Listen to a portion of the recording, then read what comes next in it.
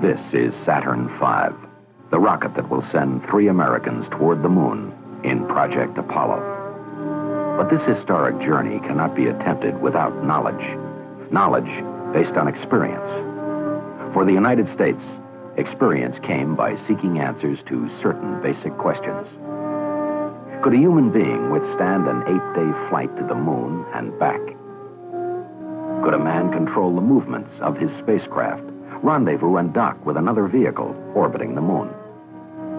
Could he leave the protective cover of his spacecraft and perform useful work in space? Could he function effectively as an experimenter and use spaceflight to advance human knowledge? Could the Apollo spacecraft be guided and controlled during re-entry into the Earth's atmosphere so it could make precision landings any place on Earth?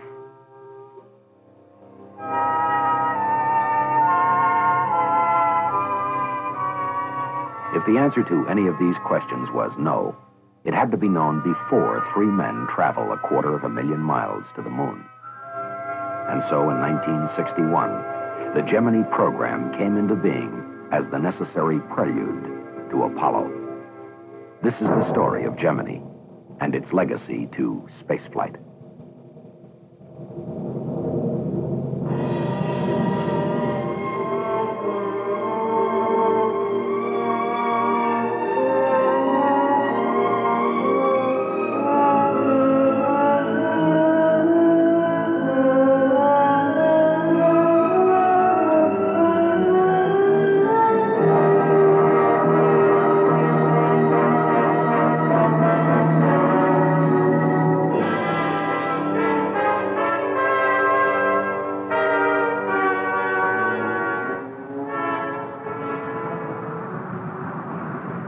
On Gemini, training began on Earth and in the atmosphere.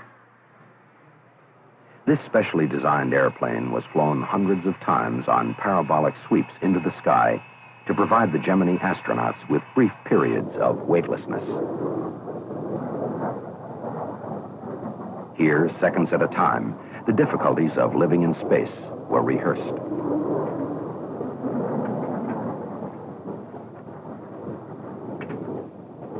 Working under zero gravity, the Gemini astronauts gained experience with the equipment and techniques they would soon take into space.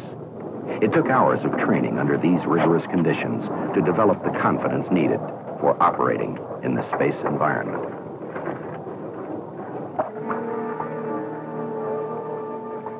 The Gemini astronauts took their equipment underwater.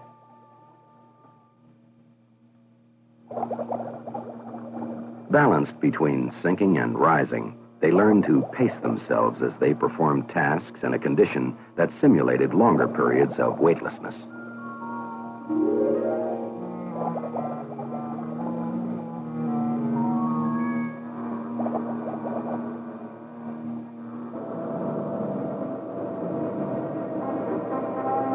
In the translation and docking simulator, they got the feel of maneuvering their spacecraft into position for docking with another vehicle.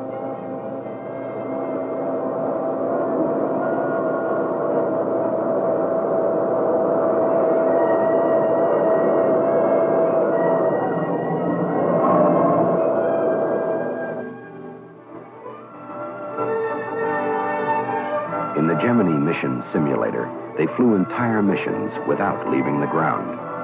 Here, they learned to react quickly and correctly to problems fed to them through computers.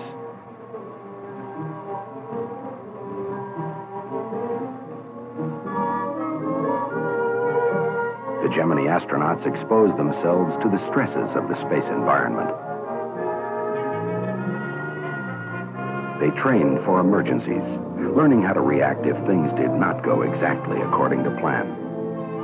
Parachute training, in case they were forced to eject from their spacecraft.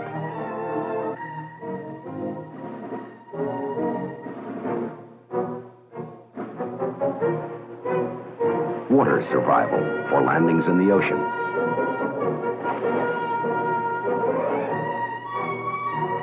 Survival in desert and jungle.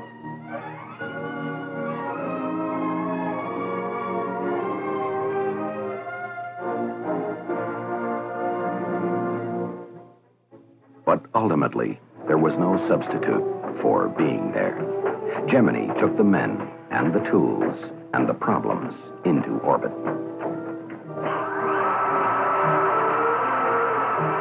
In the 18 months between March 1965 and November 1966, 10 manned missions were launched from Cape Kennedy. 16 astronauts journeyed to their spacecraft on Launch Pad 19.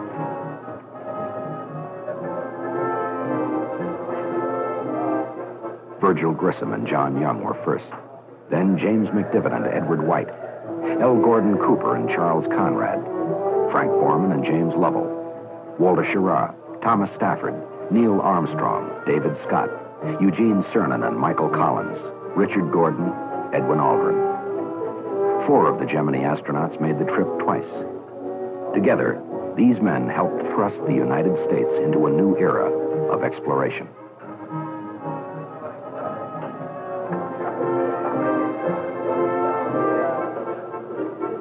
Gemini was a single concept with a number of assignments. It was, in a sense, one launch, one flight, one recovery.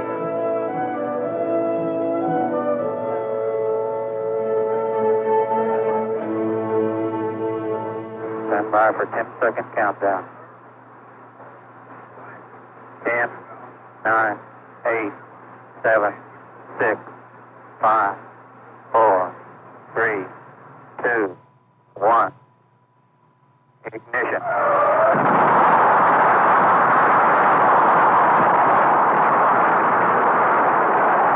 Liftoff.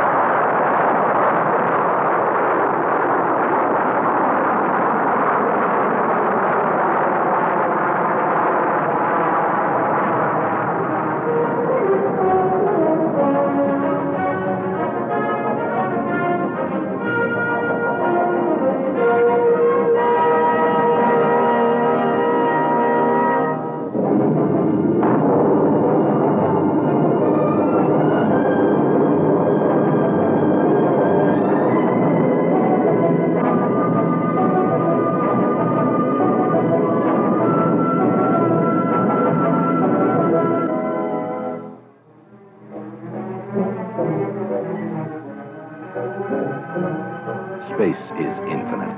It yields slowly to exploration. In their voyages into this environment, the Gemini astronauts logged more than 1,940 man-hours of flight. Hurtling through space at 5 miles a second, they circled the Earth 600 times. In their 40 Earth days in space, they witnessed, as few men have, hundreds of sunsets on the changing horizons of our planet.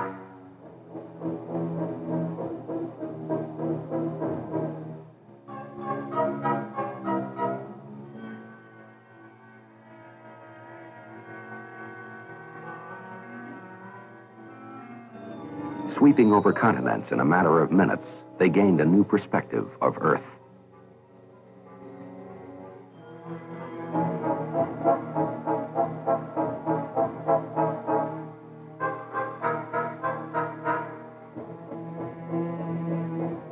For Gemini, equipment and techniques were developed that enabled astronauts for the first time to maneuver their spacecraft, to change their orbit, to accelerate to new heights.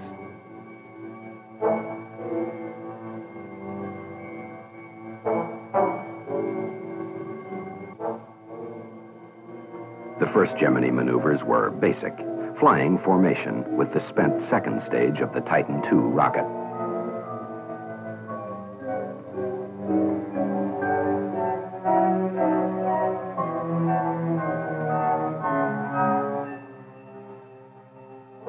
Then a more difficult step, rendezvous, finding and approaching another craft in space. Okay, Gemini 6, ready to copy. Okay, P8, 06, 3500. Pass at Hawaii, Rev 4. The first target for rendezvous was another manned spacecraft. Gemini 6 approached within 1 foot of Gemini 7. Rendezvous, a major landmark in the history of manned flight. Aboard Gemini 7, astronaut Borman prepares to take motion pictures of Gemini 6 as the two spacecraft begin their station-keeping exercise. And we have LOS officer. Both vehicles have away.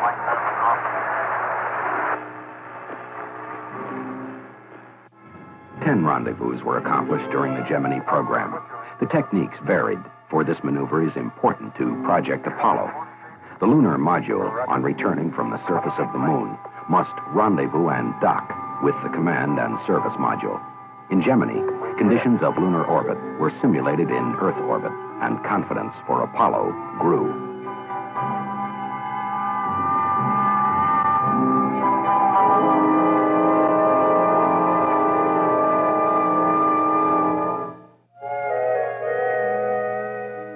On 4 of the Gemini missions, the rendezvous target was the Agena space vehicle. During the program, the Gemini astronauts located and docked with the Agenas 9 times, developing experience and confidence in this important maneuver. This experience is vital to the lunar mission, for the Apollo astronauts will dock twice on their journey from the Earth to the Moon and back.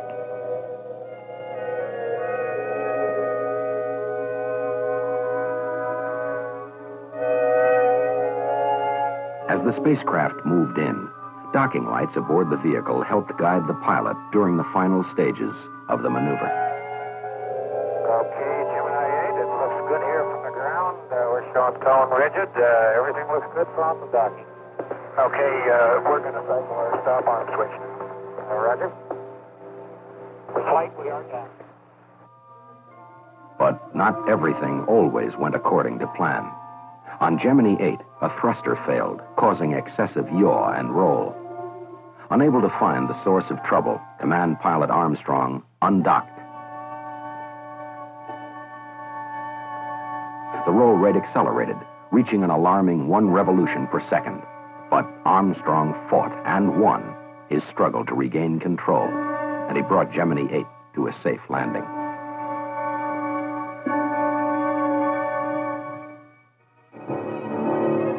On Gemini 9, when an Atlas rocket failed to place the Agena into orbit, a substitute docking target was launched. Trouble developed on the new target when its shroud failed to separate, leaving what the astronauts quickly named the Angry Alligator. Gemini 9, Hawaii. How are you? I've got a weird-looking machine here.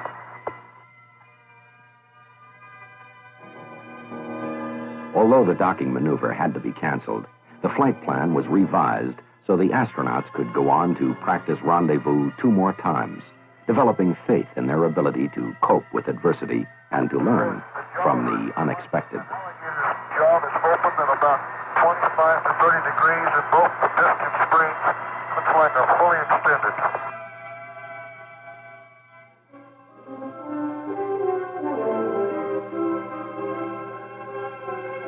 On 2 missions, the Gemini astronauts actually assembled a new spacecraft in orbit, the combined Agena and Gemini. After docking, they commanded the Agena to restart its own rocket engine.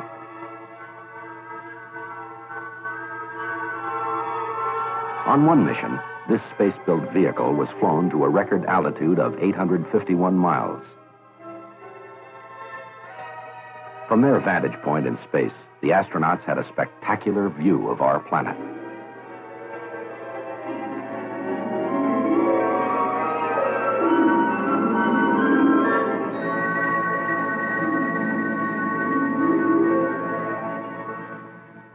Although flight experience was the primary objective of Gemini, the program offered a unique space laboratory to science, medicine, and technology. More than 50 experiments were carried on the Gemini spacecraft. Many were repeated on several flights.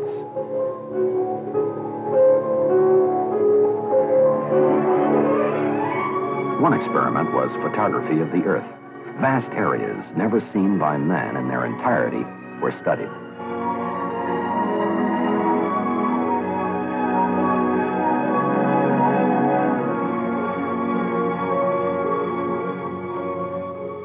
More than 2,000 photographs were taken from space during the Gemini program.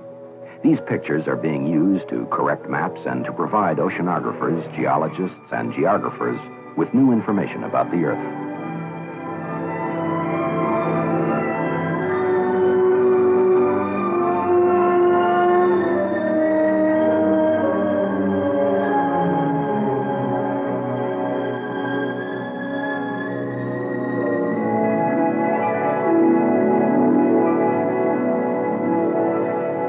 Gemini astronauts also use their cameras to photograph cloud patterns and other atmospheric phenomena.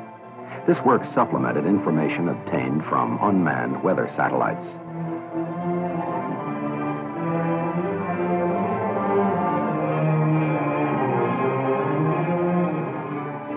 Hundreds of high-resolution photographs were made to provide new knowledge about the weather of the world.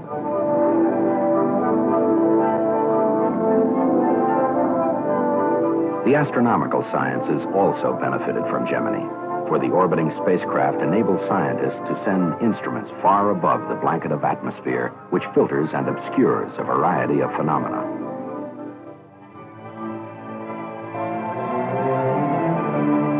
On Gemini 12, an eclipse of the sun was photographed for the first time from space.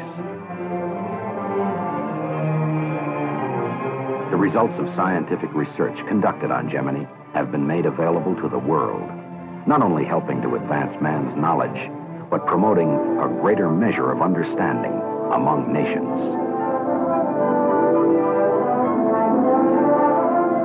Three of the manned Gemini missions were flown to investigate the problems of long-duration spaceflight. Gemini 4 was a 4-day mission. Gemini 5, 8 days. On Gemini 7, astronauts Lovell and Borman spent 2 weightless weeks in space.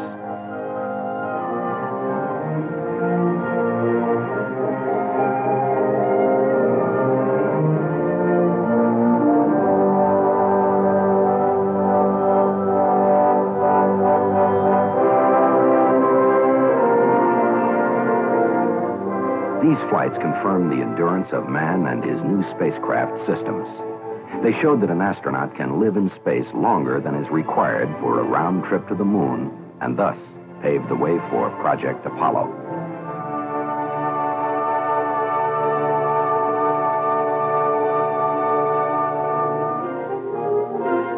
Using the Agena space vehicle, the astronauts also experimented with a new technique for holding their spacecraft's attitude fixed with respect to the Earth. Normally, this requires the continuous use of fuel. Agena's just about horizontal with us right now, and what we're going to do is put in a very small thrust. But on 2 missions, a Dacron tether was attached between the spacecraft and the Agena.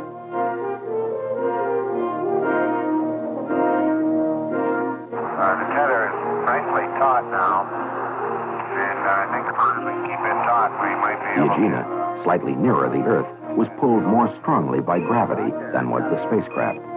This small difference was enough to stabilize the vehicles so they could maintain their position without use of fuel.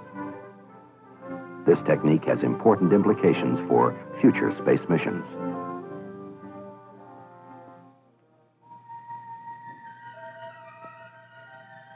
Perhaps the most spectacular experiment of the Gemini program was extravehicular activity.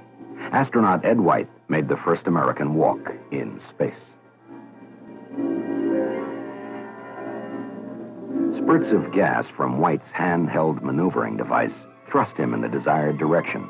Are you ready for Capcom?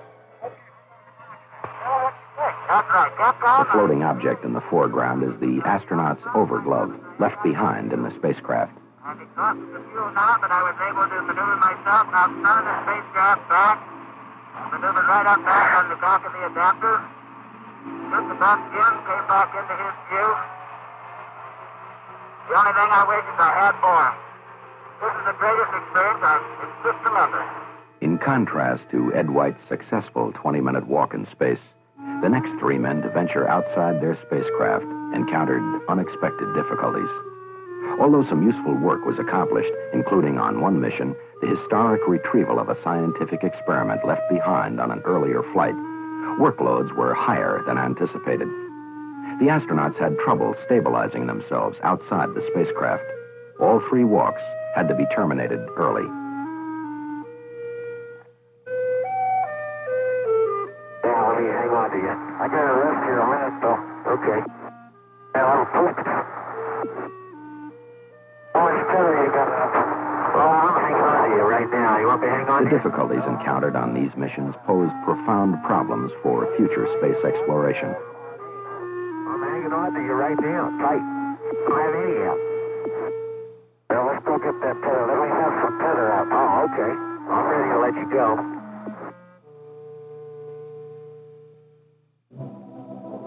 So another more careful and more tightly controlled test was prepared for Gemini 12, the last flight in the program.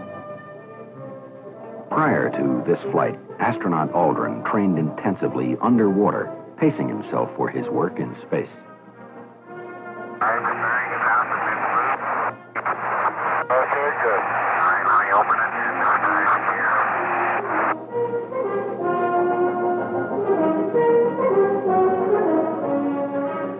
The tasks assigned to him were designed to compare the difficulty of working in a weightless environment with work under normal gravity.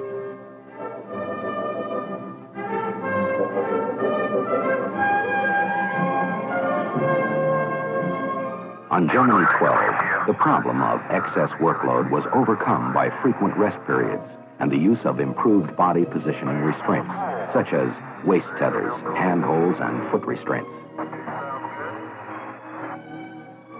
Sounds good. I'm going to take the Velcro off. Extravehicular activity has important applications to the lunar mission. Apollo astronauts will leave their vehicle and install scientific equipment and collect samples on the surface of the moon. This requires experience working in pressure suits and performing tasks in the near vacuum of space.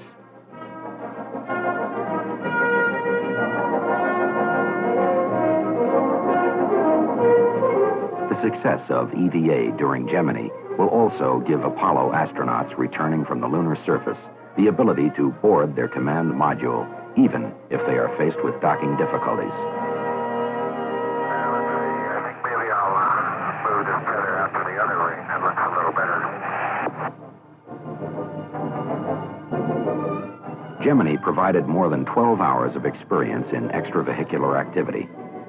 The training, the caution, the slow accumulation of facts paid off. Man can work in space.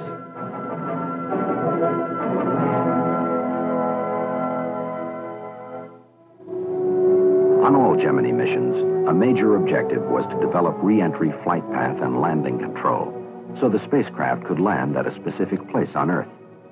This required the development of new techniques for guiding and controlling the re-entry of the spacecraft. This is the view from the spacecraft window as Gemini re-entered the Earth's atmosphere.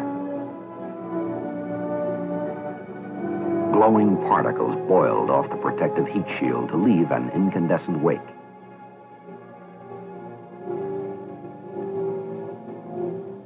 During Gemini, 10-man spacecraft made this fiery re-entry into the Earth's atmosphere. Gemini 12 was the last.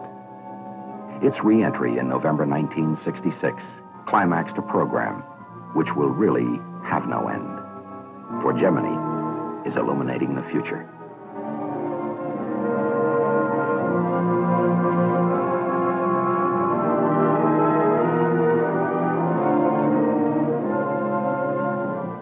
Of first importance is the fact that Gemini sent more men into space and kept them there longer.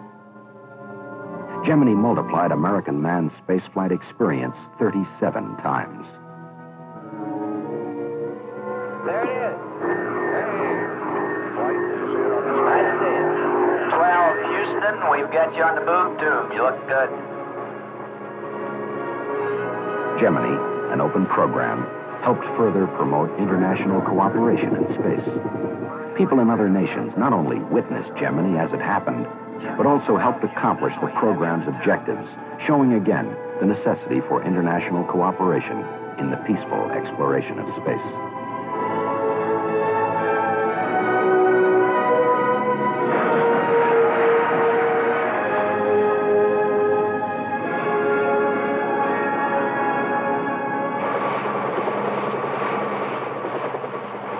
Gemini also leaves as its legacy a greatly expanded science and technology, proof that government, industry, and the scientific community can work together to translate man's boldest dreams into action.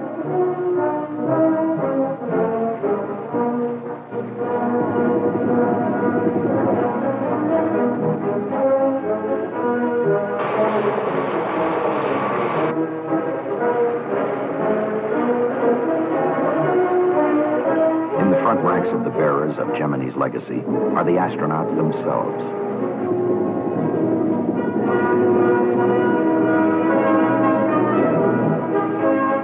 These veterans are now ready to face the challenge of Apollo.